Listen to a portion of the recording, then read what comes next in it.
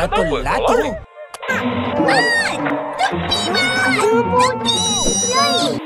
Jangan, bahaya.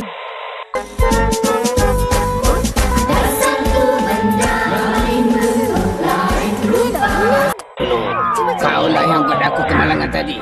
Habis rosak rancangan. Pandai ke? Ayam matu. Dah. Habis.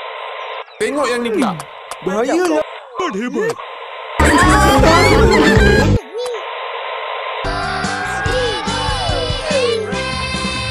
Cerita apa yang baru kan?